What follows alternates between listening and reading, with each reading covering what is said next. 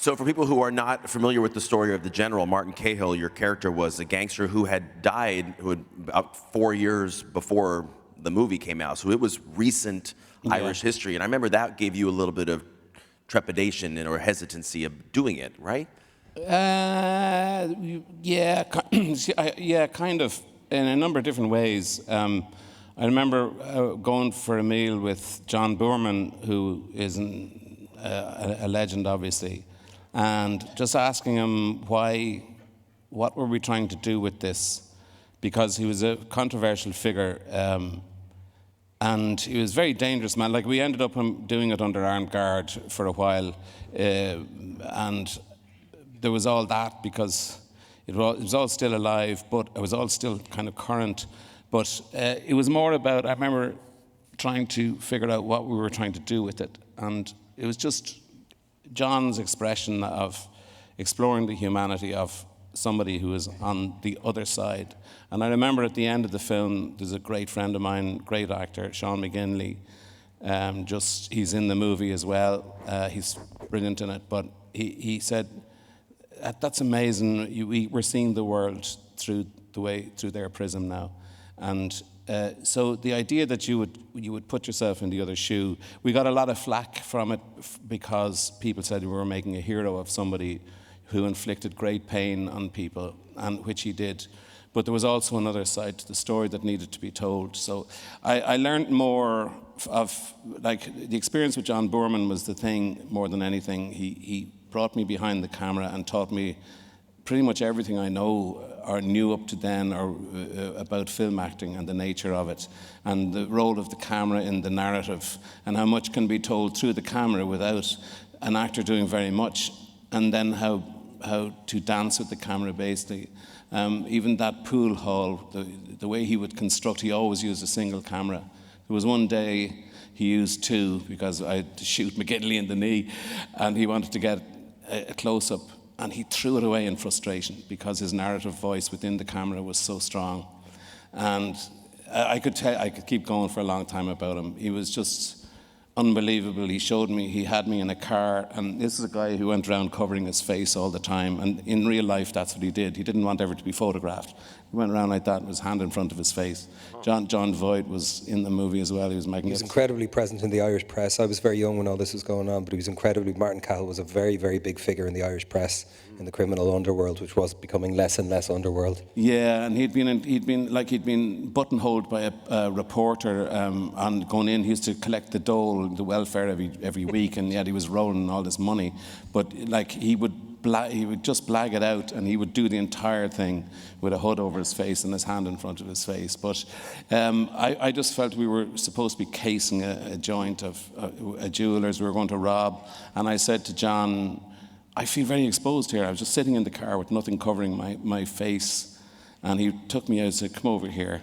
And he brought me around to the monitor, and he showed me that Seamus Deasy had the camera positioned in such a way that there was a shadow on the window that cut across in a jagged kind of frame right across, and it looked as if I was peering out from behind cover. And just the cinematic truth of that as against what I was feeling within the car was that everybody can see me here in a way that never happens. It was just so beautiful, and I think that's when I really fell in love with film as just what it is. Well, John Boorman did Deliverance and Hope and Glory. I mean, he's like legendary. And you guys are still friends? Oh, absolutely. All these years later? Yeah, he's 90. Yeah, and he's moved back. He came over to London or to Ireland in 1969. He basically reinvented the Irish cinema industry over there, and taught so many people, and brought Gabriel Byrne and Liam Neeson, all of these people, kind of sent them through and on their way.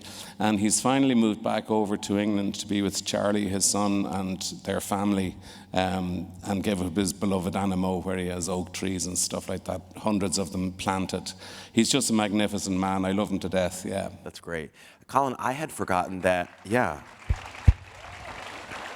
I had forgotten that not soon after people saw The General, you were in Ordinary Decent Criminal, which was kind of loosely based on the Martin Cahill story. So you obviously must have been paying attention to The General when it came out. Yeah, and you worked think with it's the same time, Today's wasn't it? Sullivan. I think it was the same time. It was kind of, I feel, it was an ill-advised venture, really. Be diplomatic and respectful of people's efforts, but it was just that John Boorman had made such an extraordinary film, and yours was definitely made before ours. If ours was 6 months later or a year, I'm not sure.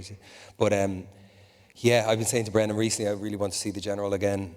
And if any of us hasn't seen it, it's an extraordinary piece of filmmaking, and it's so dangerous and it's so immediate. And listening to you talking about the people giving out about the glorification of such a character, I get that. And I get that there's a problem with glorifying people, or if, Escobar, or whoever it is, that have caused incredible damage and wreaked havoc on other people's lives. But the better question for people to be asking is, why are those people already glorified within their communities? That's right. And what do the communities lack that allows characters like those to come in and do a little bit for the community and help, so that's the question to be asked. Exactly. Instead of just pointing a finger at an hour and a half long film and saying, you're glorifying. Right. Why was he glorified in life? The man was glorified in life in many ways. And again, I'm not justifying what he did, how he lived his life, anything at all. But ours was, it was a great look. It was an incredible experience for me. Working with Today's Sullivan was a great experience, and it was the first time I was on a film set of a certain scale, doing Ordinary Decent Criminals, so I learned loads. I got to work with Peter Mullen.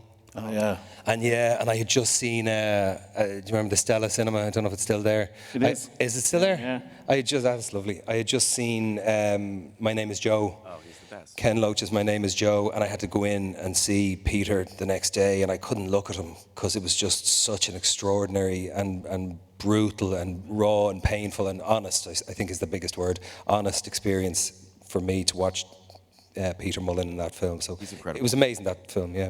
When you think back to Tigerland, it's like instant star-making performance. I just vividly remember seeing it. Did you feel confident making that? No, not at all. I was just a good spoofer. It was just, I did have a certain cockiness, like genuinely, there was a certain cockiness. Because we all exist within and beneath and above and to the side of certain levels of, whether it's character or persona or ego or all the above and the rest. So I did have a cockiness that was quite sincere and that I had unconsciously worked on and galvanized. And I brought it into the world and I said, there you go, this is me, what do you think? And it worked out all right for a while. But beneath all that, and if I'm any use in Tigerland, it was as much, if not more, to do with probably how afraid I was at the time. Yeah, probably, and I wouldn't have even been aware or had a communion with how afraid I was at the time. But I was 23 or 24. I remember having a meeting with Arlen Milchan, who produced the film that Joel directed. And Joel Schumacher, Lord rest him, passed on a couple of years ago, one of the great loves of my life, really. Joel took a punt on me. I'd done a couple of bits and pieces. I'd done a television show, one play in the Donmar Warehouse, Ordinary Decent Criminal. And I read for Joel a few times, and he wanted me in the part, but I had to go and meet Arlen Milchan, who owned New Regency. Big deal. Big deal. I didn't know what a big deal it was, but a big deal. I found out what a big deal it was when I walked into the room, and I just felt his presence. Okay. And it wasn't foreboding, and it wasn't hostile. It was the exact opposite. It was the ownership of a warmth and an intellect and a sense of his own power. And he sat down beside me on the couch, and I remember he literally said, "So do you think you can do this?" And I thought, oh, fuck. No one had asked me that. I had just kind of put out the pretense that I believed I could. Right. And he said it was quite brilliant. He said, because if you don't do this film, he said, you get one chance to do your first lead in your first American film. Yeah. And he said, this is a complex character. You're playing a guy from Texas. He said, if you mess this up, you may not work in American films again. He said, but we will cast you again. He said, I'll work with you. Joe loves you. I saw the tape. The tape's great. It's fantastic. It's great. We'll work with you. But do you think you can really do this? And I bullshitted again. I said, absolutely, yeah. And yeah, no, absolutely. And that was it. And then I got the call, and it was like Joel Schumacher changed not only my life, but as happens in films and in life, when you work with people and you meet people and you cross paths, sliding doors. My mother's remarried to an American man who lives in Los Angeles. My two sisters are married. I have a niece, and I have two children. Joel Schumacher taking a punt on me, and he was great at that, Joel. Joel said, I don't direct films, I just cast well. St. Elmo's Fire. I mean, come on. St. Elmo's Fire, The Lost Boys, putting Matthew in. I know Matthew had done stuff, but putting Matthew in A Time to Kill, Flatliners. I mean, he had an eye for young energy that was probably more confused than it was presenting itself to be, and he found that really interesting because it is part of all of our journeys as human beings to be more confused than we pretend to be in the world. And then, I don't know, maybe the journey is giving yourself permission to go, actually, I'm really confused, and then see what happens. Not when you're 23, you just got to say yes. Totally, yeah, you say yes. I love it. Okay, so the next clip that we want to show is when you guys finally got together for real in Bruges. Written and directed by the fabulous Martin McDonagh, who also did The Banshees of Inisherin. He'll come up again later tonight. But let's watch a little bit of In Bruges.